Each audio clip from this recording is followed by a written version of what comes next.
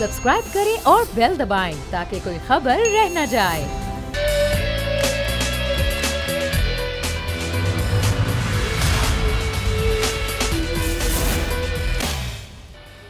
बिस्मिल्लाहिर्रहमानिर्रहीम, अस्सलाम वालेकुम। प्रोग्राम में मैं सुमैया रिजवान आपको खुश आमदीद कहती हूँ। नाज़रीन, आज का दिन बड़ा हंगामा खेज रहा और आज जो सुप्रीम कोर्ट में सानिया APS के हवाले से आज खुद नोटिस केस की समाअत हुई, आपको सबसे पहले उसके हवाले से आगाह कर दूँ कि सुप्रीम कोर्ट ने हुकूमत से अब रिपोर्ट मांग ली है। रिपोर्ट 4 हफ्तों में मांगी गई, यानी कि 1 महीने में। जिम्मेदारों के खिलाफ कार्रवाई का अमल, बच्चों के वालिदैन को भी शामिल करने का हुक्म दिया गया है। सानिया APS के बाद हुकूमत ने क्या किया? चीफ जस्टिस ने वजीर आजम से इस्तिफसार किया।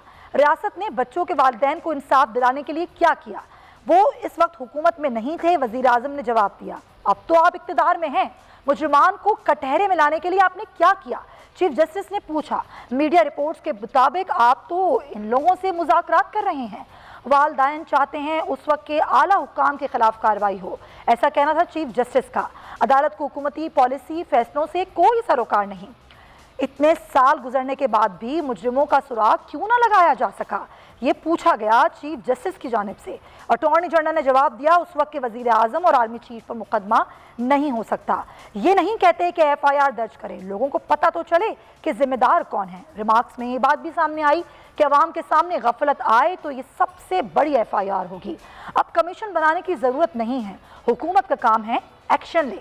चीफ जस्टिस ने कहा, मासूम बच्चों को बेदर्दी से ज़िबा किया गया। अदालत ने कहा, जो हुकूमत इंटेलिजेंस में थे वो मरात लेकर चले गए। हमारी एजेंसी प्रीमियर एजेंसी है, इस वक्त वो कहाँ थी? एक ग्रोह से फिर मुज़ाकरात हो रहे हैं, जस्टिस काजी अमीन ने कहा। काजी अमीन ने कहा, क्या हम दोबारा सरेंडर करने की तरफ जा रहे हैं?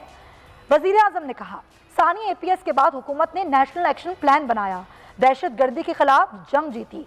अदालत ने इस्तिफसार किया, यकीन दहानी कराएं आप एक्शन लेंगे। वजीर आजम ने कहा, कोई कानून से बालातर नहीं और ना ही मुकद्दस गाय है। वजीर आजम ने कहा, अदालत हुक्म दे, हुकूमत एक्शन लेगी। ये बहुत बड़े रिमार्क्स हैं जो कि सामने आए हैं इस तमाम तर सूरत हाल में। लेकिन अभी जो APS के जो केस है जिसकी आज समाअत हुई सुप्रीम कोर्ट में, उस पर ज़रा बात कर लेते हैं। मुझे ज्वाइन कर रहे हैं प्रोग्राम में जैसे रिटायर्ड शाइख उस्मानी साहब। सर, बहुत शुक्रिया आपके वक्त का। सर, जब अदालत ने कह रही है कि 4 हफ्तों में रिपोर्ट जमा कराई जाए, इस रिपोर्ट पर वजीर आजम के दस्तखत मौजूद हों और फिर वजीर आजम के रिमार्क्स जिसमें वजीर आजम कह रहे हैं कि जो भी हुक्म देगी अदालत हम उस पर कार्रवाई करेंगे, मेरा सवाल ये है सर कि वो कार्रवाई हुकूमत कैसे कर सकती है और क्या कर सकती है?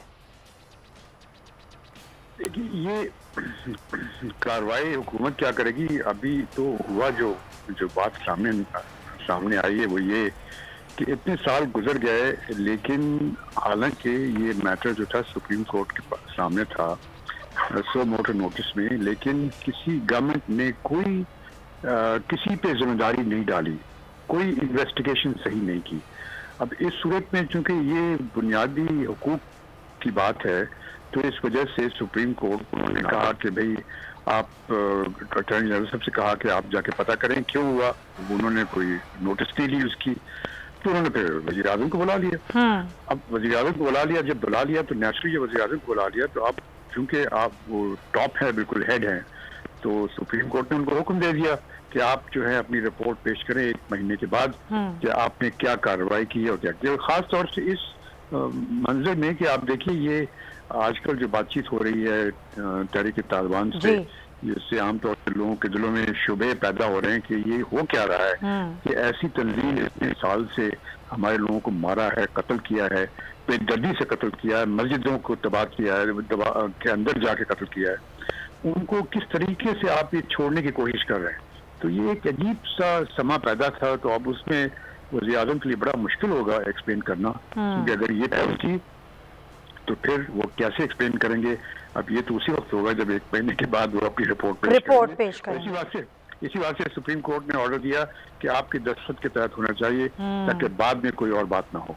बिल्कुल आप सही कह रहे हैं, बहुत शुक्रिया आपका जस्टिस रिटायर्ड शाइख उस्मान। ये बड़ा अहम है कि वो रिपोर्ट जो मांगी गई है वज़ीर आज़म की दस्तखत शुदा रिपोर्ट है, देखना ही होगा कि 1 महीने बाद फिर क्या होता है। आगे बढ़ते हैं और जिस तरह मैंने अभी आपको थोड़ी देर पहले खबर दी कि पार्लियामेंट का मुश्तरका इजलास जो कि कल होना था, इसमें बड़ी कानून साजी हुकूमत ने करनी थी, उसका इजलास मौखर कर दिया गया है। वजह ये कि इत्तेहादी जो हैं उन्होंने अपने तहफ़्फ़ुज़ात का इजहार कर दिया है। EVM का मामला है, नैब कवानीन का मामला है, अभी जो कल बड़ी शिकस्त हुई है हुकूमत को, ज़ाहिर बड़ी तारीखी शिकस्त थी, इसमें 117 वोट जो थे वो अपोजिशन के थे, 104 हुकूमत के थे और बिल पेश किया था मुस्लिम लीग नून ने। इस तमाम तर सूरत हाल पर हम बात करेंगे। क्विकली मेहमान तारुफ करवा देती हूँ, मुझे ज्वाइन कर रहे हैं कराची स्टूडियोज़ में नज़ीर लगारी साहब, सीनियर सहाफ़ी हैं, तज्ज़ियाकार हैं, बोल न्यूज़ के एडिटर इन चीफ हैं।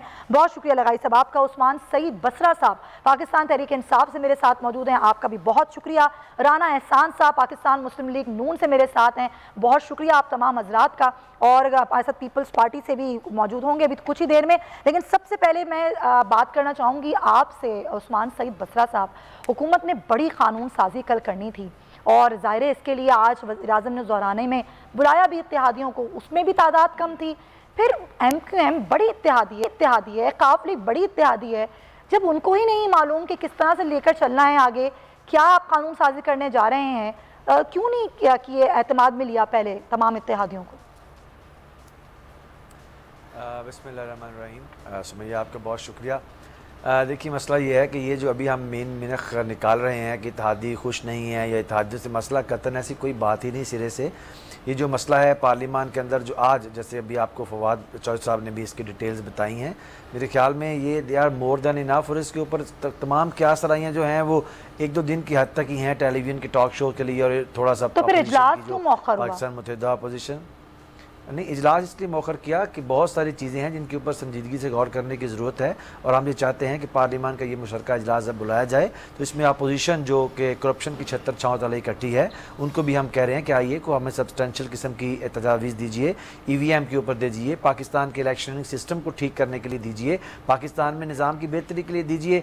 लेकिन ये क्योंकि उसमें नहीं आ रहे तो बजाय इसकी कि एक इजलास जिसके अंदर अभी एक बड़े तनाजुर के अंदर बड़ी हमांगी नहीं है और अपोजिशन उसके ऊपर भी बात नहीं सुन रही है, तो एक हुल्लड़बाजी की बजाय हमने उसको ज़रा मौखर किया है कि दोबारा करेंगे जब सब लोग ऑन बोर्ड आ जाएंगे। लेकिन इसमें कोई ऐसी बुरी बात नहीं है और मेरे ख्याल में ये आपको ज़रूर हुआ है इसके मौखर करने से कि 2 दिन के लिए अपोजिशन जो है उसको बात करने को मिल गई है बेचारी, वरना उनके पास बात ही कोई नहीं थी।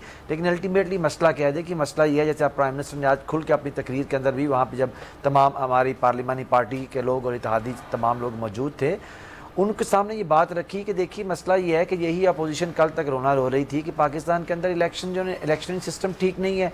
ये इन्होंने आके धरना भी दिया यहाँ पे और गाली गलोच भी की, हर्जा सराय भी की आके इलेक्शन कमीशन के ऊपर।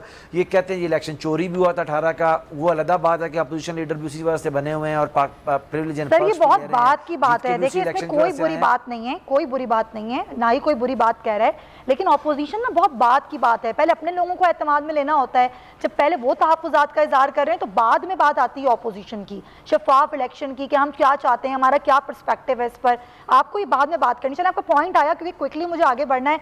राना साहब आप देखें, आप हुकूमत तो पूरा जोर लगाएगी ना, हुकूमत का अपना एक नैरेटिव भी है इस पर कि जी शफाफ इलेक्शन होने चाहिए, धांधली से पाक होने चाहिए, इसलिए हम चाहते हैं कि EVM का इस्तेमाल हो, नैब कवानीन में तरमीम हो, ये सारे मामलात हैं, चीज़ों को लेकर आगे चलना है। वो जोर लगा रहे हैं कि तमाम तर कानून साजी हो जाए। अपोजिशन क्या चाहती है? अपोजिशन क्या ये बिल पास होने देगी? देखिए सबसे पहले तो आज ये हमें पता चल गया, बल्कि पूरी कौम को पता चल गया कि जो हुकूमती अलायंस पार्टनर्स हैं, जो कोएलिशन पार्टनर्स हैं जिनकी वजह से ये हुकूमत में हैं, उनको भी एतमाद में नहीं लिया गया EVM के बारे में, और PMLQ हो गई या MQM हो गई, उनके भी तहफ़्फ़ुज़ात हैं। तो इससे मेरे ख्याल से कौम को अयां हो जाना चाहिए कि ये जो एजेंडा बुलडोज करना चाह रहे हैं, नाफिज करना चाह रहे हैं सब पे, ये एक तनाज़ा खड़ा कर रहे हैं और इस तनाज़े की एक ही वजह है, ये इलेक्टोरल रिफॉर्म्स को और मुतनाज़ा बना रहे हैं। जिस तरह इन्होंने नैब को, मैं समझता हूँ उसकी गैर जानिबदारी के पर खच्चे उड़ा दिए ऑर्डिनेंसेस लाके, ये जो आखिरी 2-3 ऑर्डिनेंसेस लेके आए हैं, इसी तरह ये इलेक्टोरल रिफॉर्म्स को भी एक ही दफा जो है कब्र में दफन करना चाहते हैं। वही ये कुछ कर रहे हैं, उसको और मुतनाज़ा बना रहे हैं। और EVM जो है ये इनकी आखिरी हरबा है, कोशिश है इलेक्शन चोरी करने के लिए, वोट चोरी करने के लिए। अब ये तो सर्टिफाइड चोर अब बन चुके हैं, इलेक्शन चोर और वोट चोर, डस्का की रिपोर्ट आने के बाद। तो ये चीज इसमें तो अब कोई मेरे ख्याल से कंफ्यूजन नहीं है।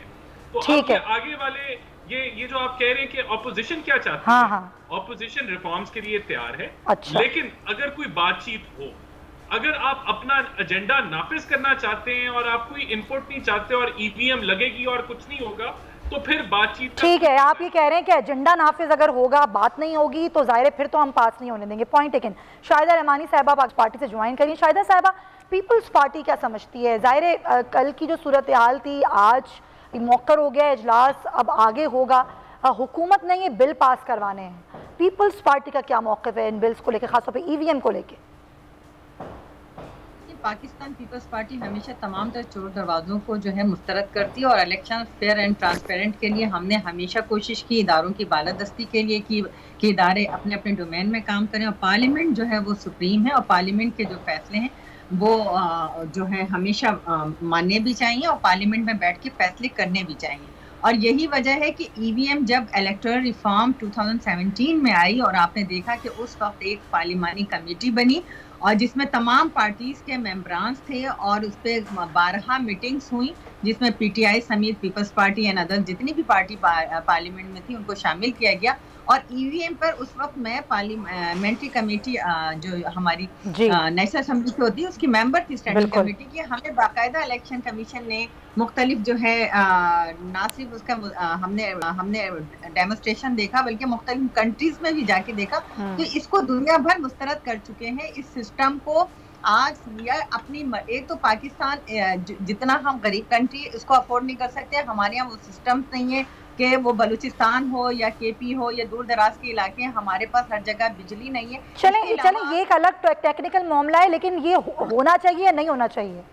मैं समझती हूँ कि इसको जब तक तमाम पार्टी के सिस्टम हमेशा ये होता है कि कोई भी रिफॉर्म्स आती है, कोई अमेंडमेंट आती है, तो उसमें एक कमेटीज बनती हैं जिसमें तमाम पार्टीज के नुमाइंदे होते हैं और फिर उसको मतलब बाकायदा कई मीटिंग्स होती हैं और उसमें जितने कमी बेशी होती है उसको किया जाता है। इस तरह नहीं होता कि आप जो है खुद अपनी मर्जी के फैसले मुसल्लत करें। चले, आप भी यही कह रही हैं कि फैसला मुसल्लत किया जा रहा है, इस पर ऑपोजिशन का इनपुट नहीं है। देखें ये जो जिस तरह डस्का की रिपोर्ट आई और दीगर अगर इलेक्शन, ये तो सिलेक्टेड हुकूमत है और ये वादे हो चुका। अच्छा। चोर डाकू सब इनकी सफों में बैठे हैं, किस तरह ये एटीएम्स को बचा रहे हैं, किस तरह अपने चलें पॉइंट एक इंशाल्लाह साहब दोबारा आती हूँ मैं आपकी जानिब, जरा लगारी साहब को भी शामिल गुफ्तगू कर लूँ।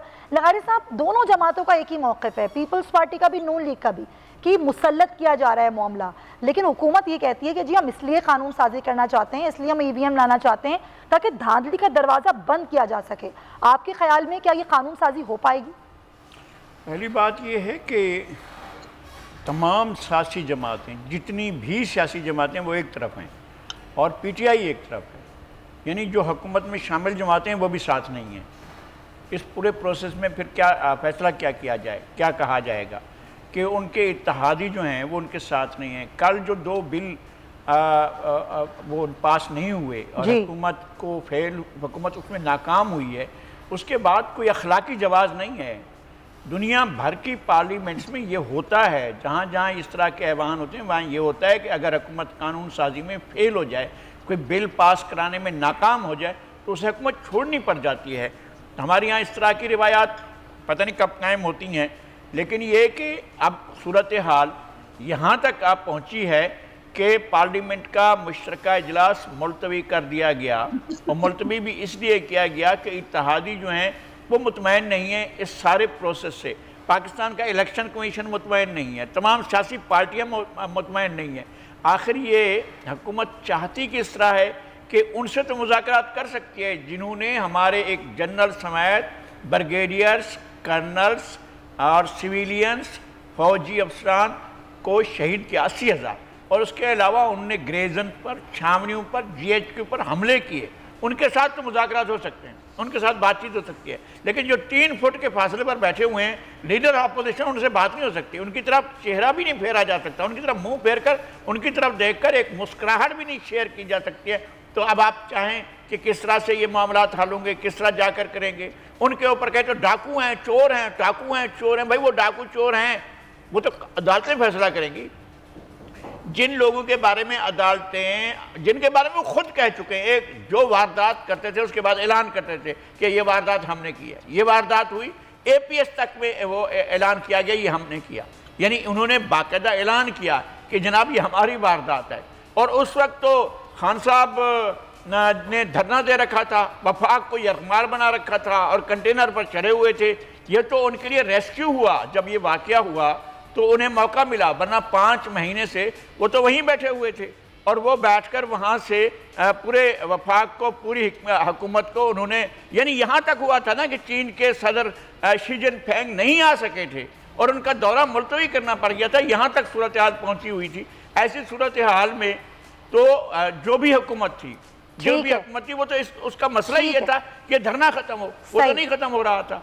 अब यहाँ पर अगर ये तरीक़ाकार अख्तियार किया जाता है कि उनसे बात नहीं की जाती और उनसे बात की जाती है जिन लोगों ने 80,000 इंसानों को, पाकिस्तानियों को, हमारे मुसलमानों को, भाइयों को शहीद किया, हमारे फौजियों को और सिविलियन को शहीद किया, उनके साथ हम मुज़ाकरात करें। तो हम क्यों अपोजिशन से नहीं बात करना चाहते? वो अपोजिशन जो कि बात पहले तो शायद करना भी चाहती थी, अब तो अपोजिशन भी एक नया धरना, एक लॉन्ग मार्च या फिर और किस्म का एहतजाज जिसकी जानिब अपोजिशन सोच रही है।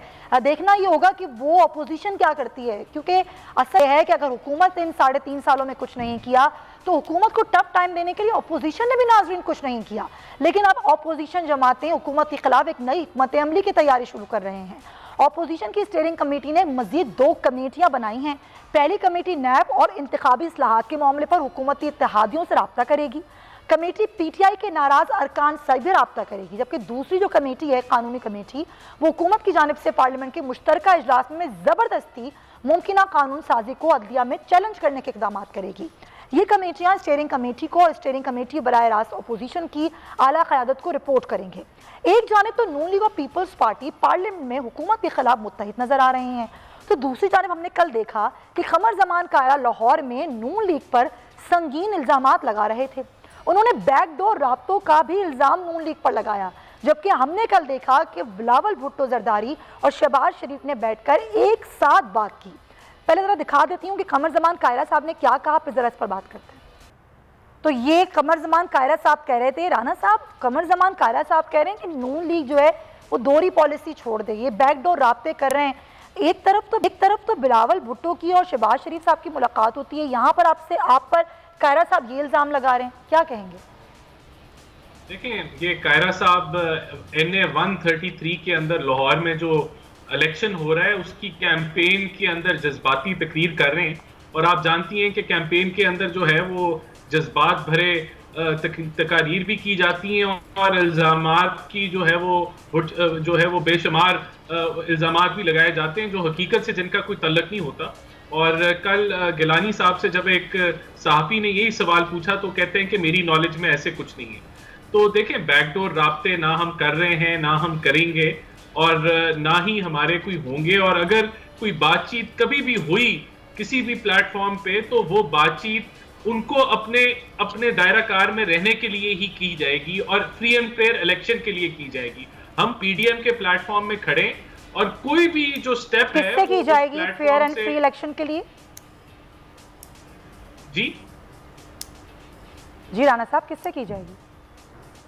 देखें, हम तो ओपनली करते हैं, जो फेयर एंड फ्री इलेक्शन को चोरी करते हैं, जो उसमें मैनिपुलेशन करते हैं, अगर कभी आगे आने वाले टाइम में बातचीत हुई भी तो हम उनको यही बताएंगे कि अपने दायरा कार में रह के काम करें, अपनी आईनी हदूद को पार ना करें। अच्छा। और फ्री एंड फेयर इलेक्शन के लिए हम काबिश करेंगे। अच्छा, चले मैं ब्रेक ले लूं, लेकिन बात ये है कि आप कह रहे हैं कि हम ओपनली बात कर रहे हैं, आपसे ये कह रहे हैं कि आईन और कानून के दायरे में रह के काम करें, क्यों अपोजिशन और हुकूमत बात नहीं करते हैं? और फिर खासतौर पर अगर PDM की हिकमत अमली है तो हुकूमत इसको किस तरह देख रही है? फिर हुकूमत की क्या हिकमत अमली है? कानून साजी करेगी या पहले PDM को मनाएगी, अपोजिशन की जमातों को मनाएगी? बात करूंगी इस पर उस्मान सईद बसरा साहब से इस ब्रेक के बाद। Stay with us.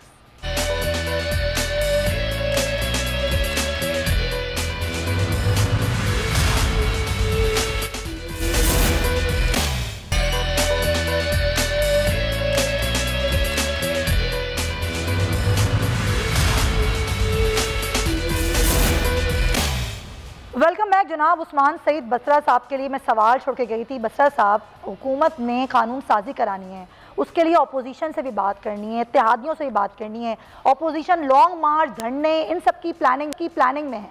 क्या सोच क्या रही है हुकूमत, कैसे मामलात को संभालेगी? अच्छा सुमैया, सबसे पहले तो मैं आपकी खिदमत में ये अर्ज़ करूँ कि मेरे भाई जो हैं अभी नून लीग को रिप्रेजेंट करते हैं, राना एहसान साहब, वैसे पढ़े लिखे इंसान हैं और इनके वालिद साहब भी मेरे साथ आपके प्रोग्राम में काफ़ी दफ़ा आए हैं, लेकिन अनफॉर्चुनेटली बेचारे करते नून को रिप्रेजेंट हैं। एक ज़माने में इनका शहर है फैसलाबाद, एक ज़माने में फैसलाबाद को लायलपुर कहते थे, आजकल फैसलाबाद कहते हैं। ऐसे पुराने ज़माने में इसको मुस्लिम लीग नून कहते थे, आजकल इसको झूठ लीग कहते हैं। अभी फरमा रहे थे और कितने धड़ल्ले से भी झूठ बोलते हैं। अभी कह रहे थे हम तो जनाब अंदरूनी खाना कभी जाके पाँव नहीं पकड़ते। तो ज़ुबैर उमर तो क्या करने गए थे भाई, सब चीफ ऑफ आर्मी स्टाफ को मिलते रहे हैं जाके और लोगों से मिलते रहे हैं, तो क्या कर रहे थे? अभी शहबाज शरीफ कह रहे थे मैं तो गोडे पकड़ लूँगा और गिट्टे भी पकड़ लूँगा जाके, तो वो किसको मिलने की बात करते हैं? तो मेरे ख्याल में टेलीविजन पर बैठ के यहाँ पे बड़ी बड़ी हड़बोंग नहीं करनी चाहिए। और लोग बेचारे सब देख रहे हैं कि आप क्या हैं और आप किसको मिलते रहे हैं, आप पैदावार किसकी हैं। मैं राना एहसान साहब के सामने एक सवाल रखता हूँ, क़यामत तक उसका जवाब नहीं दे सकते। ये बताएं ना, नवाज शरीफ किस हल्के से इलेक्शन जीतने के बाद जो है वो वज़ीर ख़जाना बने थे? अगर इसका जवाब दे दे ना, मैं इनको अपना उस्ताद मान लूँगा। फिर इनको पता चल जाएगा कि असल में ये कहाँ जाके मिलते हैं, क्या देते हैं और किसकी पैदावार है और कैसे सियासत के अंदर हैं। अब दूसरी बात यह है कि एक बात आप देखिए, जैसे अभी नज़ीर लगारी साहब ने कहा कि सारी जमातें जी, मुस्लिम लीग नून, पीपल्स पार्टी और फजलुर रहमान साहब, बेरोज़गार, जितनी भी एक तबका है सियासत के अंदर, सब के सब कहते हैं जी हमें EVM नामंजूर है। भाई EVM इनकी छेड़ है, EVM क्या है? और दुनिया सारी इलेक्ट्रॉनिक वोटिंग पे चलेगी, दुनिया सारी इलेक्ट्रॉनिक। ये मेरे फ़ोन के अंदर अभी मैं लाखों करोड़ों रुपए की ट्रांजैक्शन करता हूँ इस फ़ोन के ज़रिए, उस पर एतराज़ नहीं है। EVM पे क्यों एतराज़ है? मैं आपको ऑन ओथ भी कह सकता हूँ, मेरे साथ इनको बिठा लें कहीं पर, ऑन ओथ बैठ जाते हैं।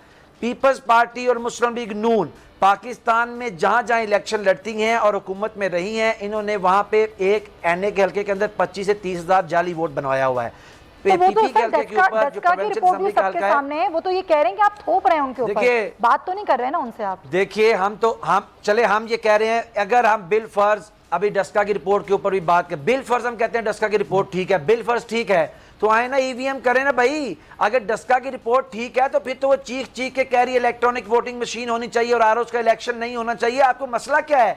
मसला ये है कि 2018 के अंदर जिन लोगों ने लाहौर में, अभी जो रिपोर्ट जिसके बाद प्राइम मिनिस्टर बात कर रहे थे, उसके पीछे की लॉजिक सुन लें। जो इजाज़ अहमद चौधरी साहब के हल्के में जो 2018 में लोगों ने वोट डाले, अभी जो कंटोनमेंट का इलेक्शन लाहौर में हुआ है, वो तमाम वोटरों के वोट चले गए कंटोनमेंट इलेक्शन के अंदर। ये जो इलेक्शन कमीशन है और इसके अंदर जो लोग बैठे हैं और जो मुस्लिम लीग नून है, ये लोग और इनके वजीर आजम साहब का, मैं कहता हूं इनको तो शर्म ही नहीं आती। इनके साहब का वजीर आजम ने टेलीविजन पे बैठ के कहा, इनके साहब का वजीर आजम ने, अब्बासी साहब ने टेलीविजन पे बैठ के कहा कि हम धांधली के एक्सपर्ट हैं, हम धांधली ही करते रहे इलेक्शनों के अंदर। EVM इनकी सियासी मौत है, वो बदीन में लगा लें, वो हैदराबाद में लगा लें, वो गोटकी में लगा लें, वो लाहौर में लगा लें, वो डस्का में लगा लें। ये आखिर इनको सवाल करें, मैं नज़ीर लगारी साहब क्योंकि इम्पार्शल आदमी है, इनके सामने एक सवाल रखता हूँ। मैं लेती हूँ लगारी साहब, आखिर कौन सी ऐसी बात है जो EVM से ये लोग भागते हैं, उससे डरते हैं? चले मैं ये जवाब लूंगी लगारी साहब से, किसी भी जिद्दत से डरते हैं। ठीक है, क्यों डरते हैं? ठीक है, मैं लूंगी पहले शाहिदा रहमानी साहिबा से। शाहिदा साहिबा, एक जानिब तो बिलावल भुट्टो साहब बैठते हैं शहबाज शरीफ के साथ, दूसरा कायरा साहब नून लीग पर ये इल्जाम लगाते हैं। पीपल्स पार्टी का असल क्या है मौके, वो सबके लिए सेम है या सब अलग अलग बात कर रहे हैं? आखिर आप लोगों ने नून लीग के साथ मिलकर टफ टाइम देना है हुकूमत को या अलग ही सारा मामला देखना है? देखिए, सबसे पहली बात तो ये कि PMLN का अपनी एक आइडियोलॉजी है, उनका अलहदा मंशूर है, वो एक अलहदा पार्टी है। पाकिस्तान पीपल्स पार्टी या जो भी PDM में शामिल जमातें, सबका अलहदा अलहदा मंशूर है, अलहदा पार्टी है, अलहदा उनकी आइडियोलॉजी है। तो आप ये नहीं कह सकते कि हम अगर किसी मकासद के लिए हुकूमत के जिस तरह हुकूमत ने महंगाई मुसल्लत की है, बेरोजगारी मुसल्लत की, इस मईशत कायरा साहब ने जो कहा वो ठीक कहा, बर्बाद कर दिया है, अगर उसके खिलाफ हम पार्लियामेंट के अंदर, आपने देखा जब मुत्तहिद हुए, और ये आज से नहीं, जब हमारा बजट सेशन था, जब भी हमने हमारे चेयरमैन पाकिस्तान पीपल्स पार्टी जनाब बिलावल भुट्टो जरदारी साहब ने यही कहा था कि हम पार्लियामेंट में मिलकर मुत्तहिदा अपोजिशन जो है हुकूमत को टफ टाइम देंगे और आपने देखा कायरा साहब ने जो कहा वो ठीक कहा, शाहिदा साहब कामयाब हो गए और ये आज क़यामत तक आपको नहीं भागने बताएंगे, पर मजबूर ये हो नहीं गए बताएंगे। और आज हुकूमत ने अपना ज्वाइंट सेशन तो ये आप बात जानती हैं, आप ये बात जानती हैं, आप मुझे समझा रही हैं। बात ये है कि अगर वहाँ इलेक्शन, ज़मीनी इलेक्शन हो रहा है, पीपल्स पार्टी अपनी कन्विंसिंग कर रही है, सर कायरा साहब ने जो कहा वो ठीक कहा या नहीं कहा आपके ख्याल में? देखिए, मैं ये समझती हूँ कि इलेक्शन कैंपेन है और इलेक्शन कैंपेन के दौरान सब अपनी अपनी पार्टी का मौक़िफ़ और जो मुखालिफ, अच्छा यानी कि आप भी वही बात कर रहे हैं, ठीक है, यानी कि जज्बाती हो गए वो, ये पीपल्स पार्टी का मौक़िफ़ नहीं है। बात ये है कि जो हमारी पार्टी का मौक़िफ़ है वो तो हम हर जगह बरमला कहेंगे और मुखालिफ पार्टी में जो भी नकाइस है उसको बताएंगे हमारे, लेकिन ये कहना कि हम मिलकर बिल्कुल हुकूमत को टफ टाइम देंगे, वो हुकूमत जो कि धांधली ज़दा है, जो सिलेक्टेड है, जो कि इसी तरह से जब आपकी आरटीएस सिस्टम बैठ गया उसके नतीजे में आई है तो उसको ईवीएम बैठाने में कितनी देर लगेगी, मिलके टफ टाइम देंगे, पॉइंट टेकन, बैठाने में कितनी देर लगेगी। शाहिदा रहमानी भी सच तब बोलेंगे अगर लाहौर के इलेक्शन में चली जाएं। चलें, लेकिन आप कलदम तंजीमों से के साथ मुज़ाकरात करके इस मुल्क की जमहूरियत को, शाहिदा रहमानी लाहौर के ज़िम्मी, चलें मैं उस्मान सईद बसरा साहब का जवाब ले लूंगा। मुझे जो सवाल आपने किया था, जी लगारी साहब क्या कहेंगे उस्मान साहब? देखिए, उस्मान साहिब बसरा साहब मेरे छोटे भाई हैं, बहुत अजीज़ हैं मुझे, मैं उनकी दिल शिकनी नहीं कर रहा हूँ। मैं ये कह रहा हूँ कि नून लीग और पीपल्स पार्टी और JUI और अपोजिशन की जमातें तो वो बाद में आती हैं ना। पहले तो हुकूमत ख़ुद अपने आप को, अपने अरकान को और अपने इत्तेहादियों को मुतमईन करे, इलेक्शन कमीशन को मुतमईन करे। और इलेक्शन कमीशन के बारे में ये कहना कि जानिबदार है, ये कहना कि इलेक्शन कमीशन जो है वो उनके ख़िलाफ़ है, या जिस तरह से सवाती साहब ने और फवाद चौधरी साहब ने बातें की, अगर वो बातें करनी है तो फिर तो हम कोई बहस नहीं करते। जो इलेक्शन कमीशन साबका इलेक्शन कमीशन जो था उसमें उसके तकर्रुर में कोई रोल नहीं था PTI का, लेकिन PTI जीत गई। और मौजूदा जो चीफ इलेक्शन कमिश्नर है, इनकी नामजदगी में अपोजिशन का कोई रोल नहीं था। हुकूमत ने नामजद किया, हुकूमत ने उनको मुकर्रर किया सारे, और अभी तक भी इलेक्शन कमीशन कंप्लीट नहीं है, उसे कंप्लीट किया जाना बाकी है। तो मैं कहता हूँ इलेक्शन कमीशन को मुतमईन करें और अपने इत्तेहादियों को मुतमईन करें, फिर उसके बाद आप अपोजिशन से मुज़ाकरात करें। रास्ता यही है। अगर आप मासूम लोगों के कातलों के साथ मुज़ाकरात करने के लिए तैयार हैं तो फिर मुखालिफिन के साथ भी, सियासी मुखालिफिन के साथ भी आप मुज़ाकरात करें। ठीक है, बहुत शुक्रिया आपका नज़ीर लगारी साहब और उस्मान सईद बसरा साहब, राना एहसान साहब और शाहिदा रहमानी साहब। शुक्रिया तमाम हज़रात का। ये ज़ाहिर आपने सुना कि अब PDM जिसने बड़ा ज़ोर शोर से आगे बढ़ना है या पीपल्स पार्टी उसके साथ होगी, जो ख़ास तौर पे काया साहब का जवाब बात थी, जो उनका बयान था, उस पर आपने तमाम पार्टीज़ का मौक़िफ़ सुना। अब इस पर JUI फ़े का क्या मौक़िफ़ है, जो कि ज़ाहिर एक बड़ी जमात है PDM में, जो ये फ़े से हाफिज़ अब्दुल्ला साहब हमें ज्वाइन कर रहे हैं, उनसे बात करते हैं। हाफिज़ साहब बहुत शुक्रिया आपका वक्त का। सर कमर ज़मान कायरा साहब ये कहते हैं कि PDM में अब कोई जान नहीं रही है क्योंकि ये बैकडोर राब्ते कर रहे हैं। दूसरी जानिब बिलावल भुट्टो साहब शहबाज शरीफ के साथ बैठे हैं। सवाल मेरा ये है कि क्या PDM में पीपल्स पार्टी की वापसी की कोई भी गुंजाइश बची है? देखिए, कमर ज़मान कायरा कल वो प्रेस कॉन्फ्रेंस कर रहे थे, तो एक तरफ वो प्रेस कॉन्फ्रेंस करते हुए लाहौर में PDM पर भी तनकीद कर रहे थे और PDM में शामिल जमात PMLN पर भी तनकीद कर रहे थे। एक तो उनके अलग होने से PDM आज भी बहाल भी है और फ़ाल भी है, सड़कों और रोडों पर भी है, वो 22 करोड़ आवाम के सामने है। पीपल्स पार्टी की जाने से PDM पर की तहरीक पर कोई असर नहीं पड़ी है।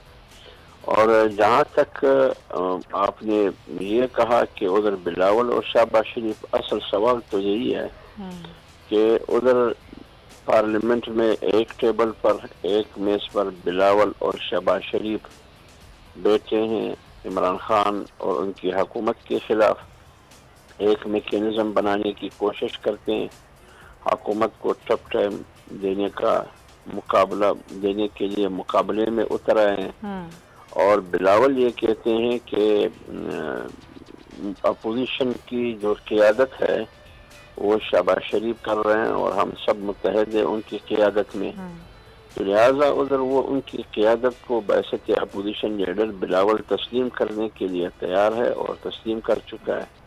और कमरुज़्ज़मान कायरा उधर लाहौर में बैठ के PMLN को तनकीद का निशाना बना रहे हैं, PDM को तनकीद का निशाना बना रहे हैं। तो ये खुद कायरा साहब जवाब दे सकते हैं कि आपके यहाँ एक पीपल्स पार्टी है या दो पीपल्स पार्टी है। एक पीपल्स पार्टी वो है जो कायरा की जबान बोल रही है, एक पीपल्स पार्टी वो है पीपल्स पार्टी की चेयरमैन बिलावल बोल रहे हैं। आप खुद अंदाजा लगाइए, ये बजाते खुद एक पेज और एक सफ़े पर नहीं है। जहाँ तक पीपल्स पार्टी की और किरदार है वो ये है कि पीपल्स पार्टी ने सीनेट में अपोजिशन लीडर मुंतखब करने के लिए सरकारी बाप पार्टी से वोट लेकर जफर गिलानी को अपोजिशन लीडर बनाया और इन्हीं बाप पार्टी से सीनेट चेयरमैन साजिद संजरावी ने भी बना। सही है। और इन्हीं बाप पार्टी और पीपल्स पार्टी मिल के डिप्टी चेयरमैन जो PDM का था गफूर हैदरी उनको भी हरवाया। तो ये सारी सूरत हाल आपके सामने है। जिस दिन ठीक है, आप ये कह रहे हैं कि ये पीपल्स पार्टी को ही तय करना होगा कि उसका किरदार एक्चुअली क्या है और पीपल्स पार्टी कौन सी वाली पीपल्स पार्टी है।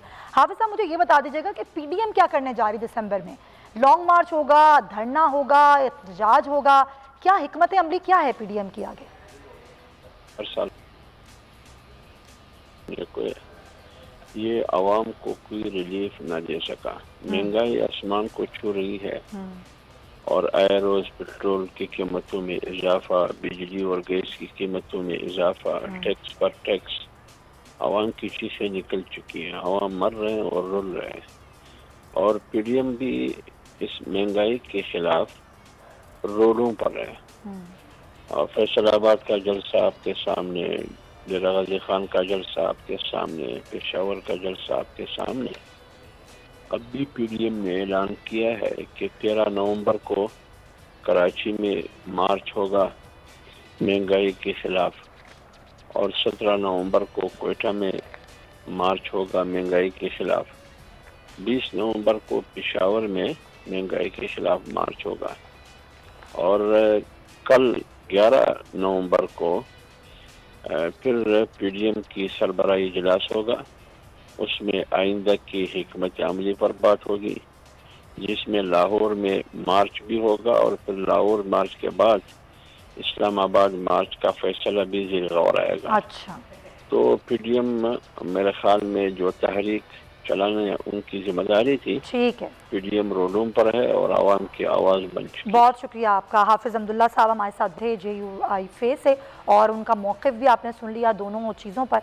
तो आगे बढ़ेंगे। अब अफगान तालिबान का वफ्द जो कि पाकिस्तान पहुंच रहा है और ये दावत दी गई है वज़ीर ख़ारजा शाह महमूद कुरैशी की जानिब से और ख़ास तौर पे पाकिस्तान और अफ़गानिस्तान के ताल्लुकात और अफ़गानिस्तान में देरपा अमन के लिए पाकिस्तान की कोशिशें और आगे ख़ास तौर पे जो अफ़गानिस्तान की माली इमदाद है उस तमाम तर सूरत हाल पर जो है हम बात करेंगे। ताहिर खान साहब हमें ज्वाइन करें, सीनियर जर्नलिस्ट हैं। बहुत शुक्रिया आपका ताहिर खान साहब। सर ज़ाहिर है अफ़गानिस्तान का मामला बड़ा अहम है। एक तरफ तो वर्ल्ड बैंक ने इमदाद रोक दी है अफ़गानिस्तान की, वहाँ पर भूख है, अफलास है, आस है, अमन के मामलात हैं। दूसरी जानिब पाकिस्तान में जो दौरा है अफ़गान तालिबान का वज़ीर ख़ारजा अफ़गानिस्तान की उनकी सरबराही में, ये किस तरह देख रहे हो? ख़ास तौर पर अगर पाकिस्तान अगर उसमें अपना कोई किरदार अदा कर सकता है तो वो क्या कर सकता है? बहुत शुक्रिया आपका। मेरी नज़र में पाकिस्तान का रोल किरदार इसलिए अहम है कि पाकिस्तान ने इसी अफ़गान वज़ीर ख़ारजा के दौरे के दौरान जो ट्राइका प्लस है जिसमें अमेरिका, चीन, रूस और पाकिस्तान शामिल है, उनका जो खुसूसी नुमाइंदे हैं अफगानिस्तान के लिए, उनका भी इजलास है कल 11 तारीख को। और अफगान डेलीगेशन जो है 20 रुकनी है जिसमें 3 वज़रा भी है, वज़ीर ख़जाना भी है, वज़ीर तिजारत भी है और जो सिविल एविएशन है अफगानिस्तान के, अभी वो पहुंचा है, अभी बल्कि एयरपोर्ट पे है।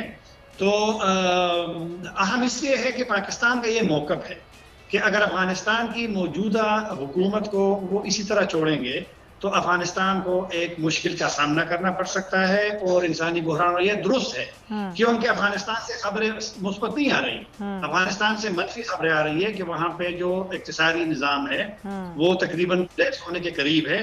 अमेरिका और उनके इत्तेहादियों ने $10 अरब अफगानिस्तान के मुंजमद किए हैं और वर्ल्ड बैंक ने कहा कि वो भी नहीं करेंगे कोई अफगानिस्तान के साथ। अगर दुनिया अफगानिस्तान को 20 साल जंग के बाद भी इसी हालत में छोड़ेगी तो पाकिस्तान तो अपील कर सकता है, पाकिस्तान तो उनसे दरख्वास्त कर सकता है, पाकिस्तान उनको मजबूर वो दरख्वास्त कैसे करे, पाकिस्तान कैसे बात करे, खासतौर पर ट्राइका इजलास में जिसमें रूस है, चीन है, अमेरिका है, पाकिस्तान कैसे कन्विंस करे इन ममालिक को कि जी बहुत ज़रूरी है, ये एक इंसानी अलमिया है जो अफगानिस्तान में जन्म ले रहा है। देखिए ना, मैं वही तो कह रहा हूँ कि पाकिस्तान दलाइल दे सकता है। अच्छा। और ये जो ट्राइका का इजलास है ना, ट्राइका, जी जी, इसमें इसी अफगान वजीर खारिजा को और वजीर खजाना को और तिजारत के वजीर को ऐसे मौके पे दावत दी है कि ट्राइका के जो वफूद है वो इन वजीरों से मुलाकात करें और वजीरों का सुने कि कौन सी मुश्किलात है अफगानिस्तान के इस वक्त सूरत हाल की। सही है। तो जो ममालिक है ट्राइका प्लस की, देखो ना, अमेरिका और मॉस्को के इजलास में नहीं गया था जो ट्राइका प्लस का हुआ था, इसमें उनका आ रहा है, जो टॉम वेस्ट है उनका जो स्पेशल नुमाइंदा है वो आ रहा है। ये अहम ममालिक है, लेकिन अब मसला तालिबान के लिए भी सोचना पड़ेगा कि जो ट्राइका प्लस या दीगर ममालिक का जो उनसे मुतालबा है कि मौजूदा सेटअप में आप दूसरे लोगों के लिए भी कुछ जगह दें। सही बात, ताकि दुनिया के पास एक दलील हो कि तालिबान ने अपना जो दिल है वो दूसरों के लिए उसमें जगह पैदा की है। ये अभी तक तालिबान नहीं मान रहे।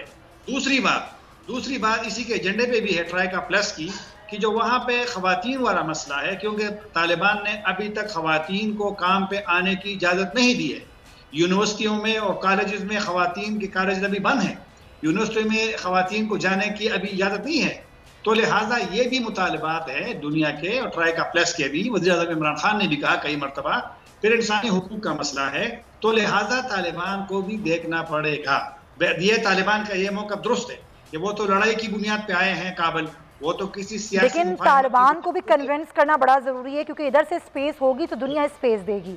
ये बात आपने बहुत दुरुस्त की। ताहिर खान साहब, बहुत शुक्रिया सर आपके वक्त का, और तज़िया जो है वो इस पर पेश कर रहे थे। इस तमाम तर सूरत हाल पे हम बात करेंगे। हमें ज्वाइन करें साबिक़ वज़ीर ख़ारजा हैं खुर्शीद महमूद क़सूरी साहब। खुर्शीद साहब, बहुत शुक्रिया सर आपके वक्त का। आपसे भी मेरा सवाल यही है कि जो तालिबान वक्त आ रहा है पाकिस्तान, और ख़ास तौर पे ट्राइका प्लस इजलास जिसमें शिरकत करनी है, पाकिस्तान क्या करे, ख़ास तौर पे अफ़गानिस्तान के मामले पर पाकिस्तान किस तरह अफ़गानिस्तान से भी अपने मुतालबात रखे, अमन के हवाले दुनिया को किस तरह कन्विंस करे कि अफ़गानिस्तान की जो इमदाद रोकी हुई है उसको भी बहाल किया जाए। पाकिस्तान का इसमें क्या किरदार हो सकता है और कैसे?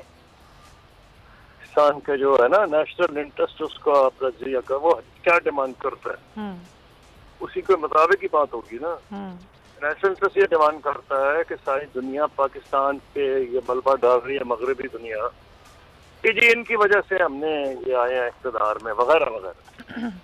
हालांकि हक़ाइक़ कुछ और हैं कि जो फेलियर था, जो निज़ाम वो लाए थे, जो वहाँ करप्शन थी, लेकिन वो उसकी बहस अब नहीं हो रही क्योंकि अब चेंज आ गई है।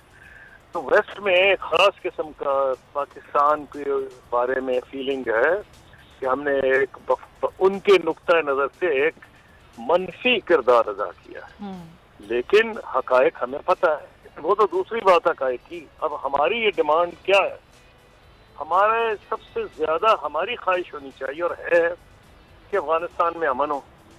फिर एक ऐसी गवर्नमेंट आए जो कि उन्होंने दोहा में अमेरिका से वादा किया था जब एग्रीमेंट हो रहा था, और अगर अशरफ गनी साहब ना भागते तो उसी पे इम्प्लीमेंट होना था और उसके बाद मामला आगे चल रहा था। उसके अंदर इसको इंक्लूसिव बनाना था और इसको ख़ास तौर पर जो तालीम का मामला है, ख़वातीन का, बच्चियों का और उनकी मुलाजमत का, वो बहुत अहम है और सारी दुनिया के लिए अहम है, क्योंकि कोई ऐसा मुआशरा तरक्की कर नहीं सकता और ना दुनिया ऐसे मुआशरे को खुले दिल से एक्सेप्ट करेगी जो आधी आबादी को एक्टिवली डिसएनफ्रेंचाइज कर दे। तो ये हमें प्राइवेटली चीज़ें उनको कहनी पड़ेंगी। अब ये हम पब्लिकली कह सकें या ना कह सकें, लेकिन हमें प्राइवेटली तो उन्हें कहना पड़ेगा। नंबर 2, हमारे लिए ये भी एब्सोल्युटली एसेंशियल है कि अफगानिस्तान में जो भूख बढ़ रही है और जो वहाँ से लोग भाग रहे हैं, बहुत जोरदार तरीके से वहाँ से लोग भाग के और जरिया ईरान, तुर्की, यूरोप जाने की कोशिश कर रहे हैं। इसको ये सारी दुनिया की मदद करनी चाहिए, उनकी मदद करे basic human right, human values पे। ये छोड़ दें कि उनको रिकग्नाइज करे ना करे, लेकिन ये जो फूड है, मेडिसिन है, पाकिस्तान ने अच्छा किया है। चांसेस हैं कि OIC को स्पेशली इसमें इन्वॉल्व किया जाएगा। अगर कोई सेशन हो तो और भी अच्छा है कि रिकग्निशन का मामला तो बाद में आया, लेकिन ये सरवाइव तो कर गए। और इसमें एनलाइटेंड सेल्फ इंटरेस्ट मगरब का भी है, क्योंकि अगर वो कहते हैं कि इनकी सरजमीन से कोई हमले ना हो तो फिर ऐसी हुकूमत तो बनने दे अफगानिस्तान में जिसकी थ्रेट चले, जिसपे खुद रोज हमले हो रहे हैं, और जिस नई हुकूमत आई है जिसकी अभी इंटेलिजेंस की भी वो रिसोर्सेज पैदा नहीं हुए, उनके पास पैसे नहीं है, उनके रिसोर्सेज जो है मुंजमद कर दिए गए हैं, अमेरिका ने फ्रीज कर लिए $9 बिलियन से ज्यादा। तो जब तक ये नहीं होगा तो उसके लिए पाकिस्तान कोशिश तो कर रहा है, लेकिन उसमें जो सबसे बड़ी मुश्किल हायल है वो है अफगानिस्तान के अंदरूनी मामला और खुद इस पर अफगानिस्तान को भी काम करने की जरूरत है। आपका भी यही मौक़िफ़ है। खुर्शीद महमूद क़सूरी साहब, बहुत शुक्रिया, आपके वक्त कह रहे हैं कि अफगानिस्तान को भी देखना होगा कि अपने मामलात कैसे दुरुस्त करें, फिर ज़ाहिर है जो आलमी दुनिया है उनको भी स्टैंड करने की थोड़ी स्पेस देना अफगानिस्तान को बड़ा ज़रूरी है। अफगान तालिबान हुकूमत का जो वफ्द है वो पाकिस्तान पहुँच चुका है। अनवर अब्बास से जानेंगे। अनवर, ज़ाहिर है ये वफ्द है 20 रुकनी, ये पहुँच गया है, क्या मसरूफियात रहेंगी, ट्राइका प्लस इजलास में शिरकत होगी, जरा बताइएगा क्या तफसीलात हैं आपके पास? जी समिया बिल्कुल जो है वो अफगान तालिबान हुकूमत का जो वक्त है वो इस वक्त पाकिस्तान पहुंच चुका है और उनका इस्तकबाल किया है दफ्तर खारजा के हुक्काम ने। ये वक्त पाकिस्तान के दौरे के दौरान ट्राइका प्लस इजलास में शिरकत करेंगे, जिसमें कि अमेरिका, चाइना, रशिया और पाकिस्तान के नुमाइंदा हाई जो है अफगानिस्तान पर वो शरीक होंगे। इसमें बुनियादी तौर पर अफगानिस्तान की अंदरूनी सूरत हाल पर तबादला ख्याल किया जाएगा, क्योंकि इस वक्त अगर आप देखें तो अफगानिस्तान में एक इंसानी अलमिया जन्म ले रहा है। इस वक्त वहाँ पे खुराक की किल्लत है, अद्वियात की किल्लत है और आने वाले दिनों में मौसम सरमा में भी शिद्दत आएगी, जिसकी वजह से वहाँ पे एक बड़ी आबादी को खतरात लाहक है। और इस बात का सेक्रेटरी जनरल भी कह चुके हैं और मुख्तलिफ हुक्काम मुख्तलिफ मौके पे कह चुके हैं।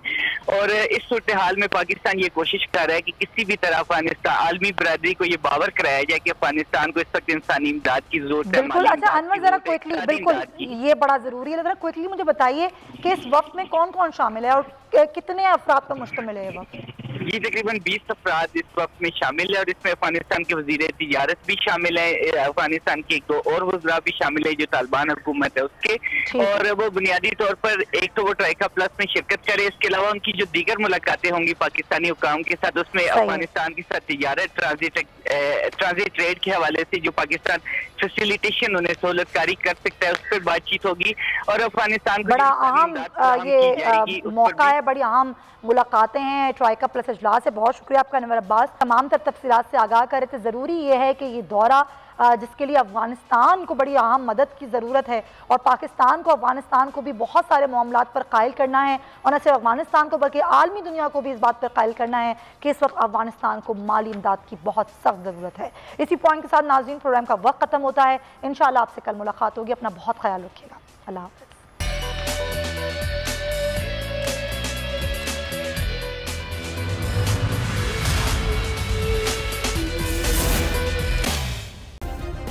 सब्सक्राइब करें और बेल दबाएं ताकि कोई खबर रह न जाए।